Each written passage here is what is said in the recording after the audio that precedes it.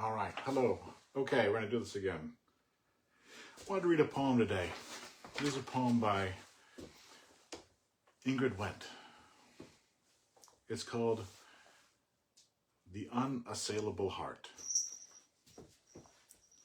When, after 3 weeks mostly in bed, except for when I wasn't, learning to stand on my own, and then to step with a walker, and then with a cane, to put one undependable foot in front of the other, to navigate under the strictest supervision all those long, too shiny halls.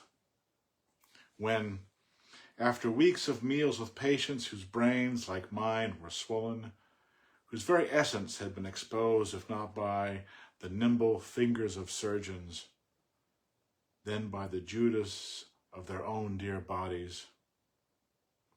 When, after night on endless night, at the beck and call of my vital signs and the constant need of the constantly shifting staff to read them, allowing me 2 hours of sleep at a time, unable to dream. When, after one small part of self I used to be crept into the room, I'm going to read that line. When, after night on endless night, at the beck and... let's try that again. When, after one small part of the self I used to be crept into the room, looking for the long-lost garden of song, and asked for Andrew Lloyd Webber's Requiem after Placido Domingo's Hosanna nightly, through earphones filled to overflowing the vast, newly opened space at the base of my skull, just when I knew for sure I needed nothing more, a volunteer wheeled me out the door and into a campus green and folded with giant red blossoms of rhododendron.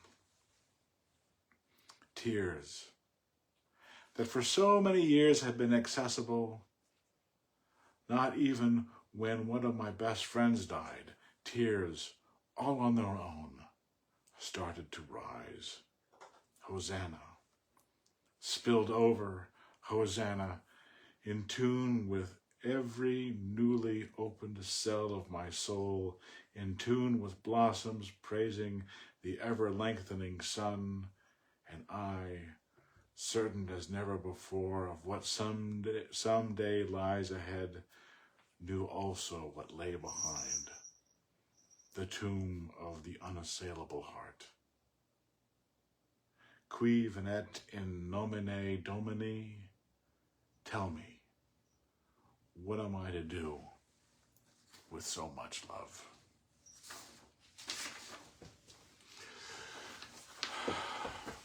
A beautiful poem by Ingrid Wendt. Wanted to say just a few things about it.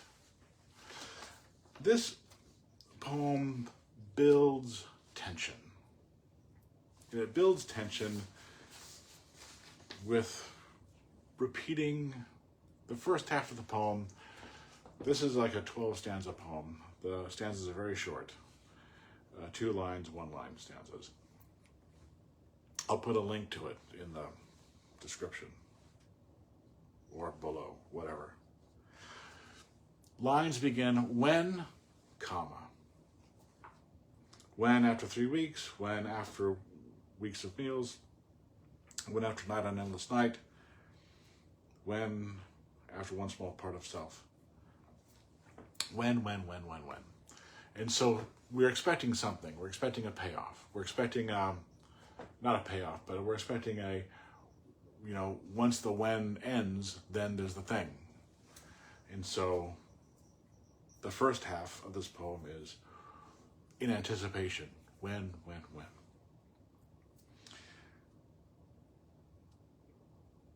We get to the stanza, just when I knew for sure I needed nothing more, a volunteer wheeled me out of the door and into. So there's an internal rhyme in there. This isn't a rhyming poem, but I think that Ingrid put that in there for a reason. to make certain that we're paying attention, maybe.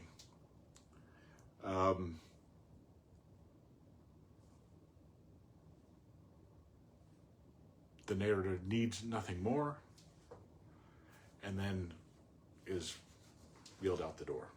And so then we're moving on to the next part, and we're talking about the emotion of that moment.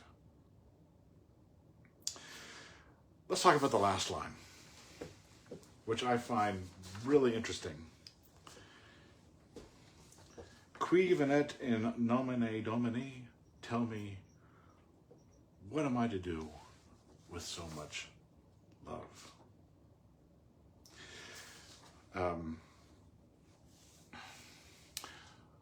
First part of that line is in Latin.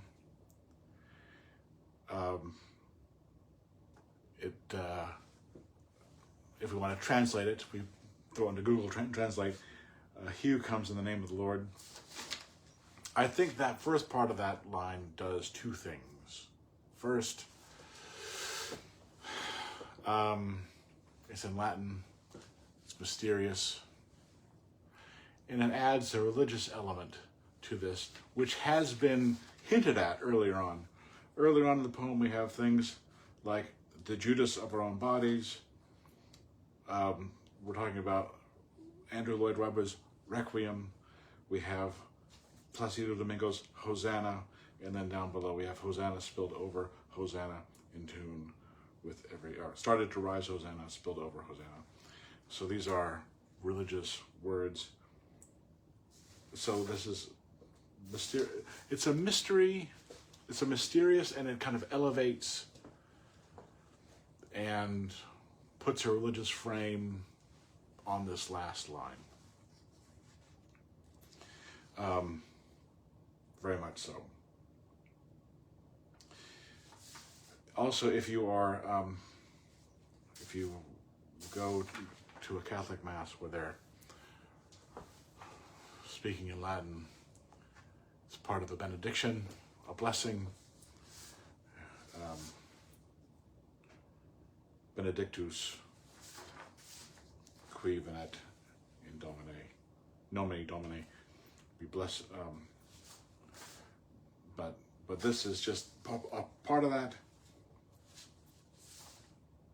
He who comes in the name of the Lord, tell me. So, he who comes in the name of the Lord, tell me. What am I to do with so much love? It was a wonderful way. We're ending on a question, which is also very interesting and intriguing. I like it a lot.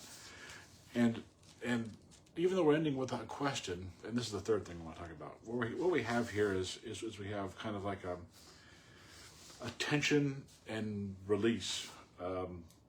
We get to the last part. These tears are a relief, and we are leaving behind the unassailable heart, the tearless heart, the heart that doesn't have maybe tenderness.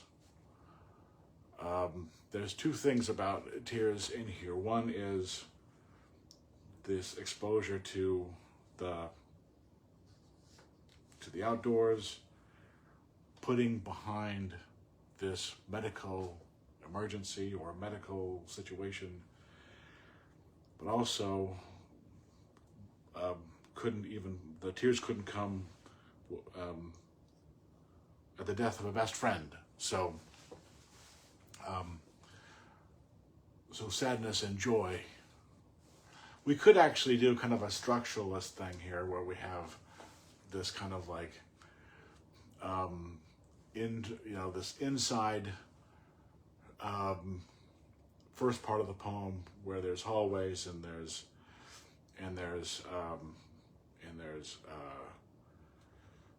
sickness and treatment and undependable footing, and then when we leave, we go outside, we have rhododendrons and joy. So we have fearfulness, and then we have relief and joy and tears and emotion. There's not, if I remember correctly, there's not a lot of emotion in the first part of that, just fear. So anyway, beautiful poem by Ingrid Wendt, and I hope you enjoyed it.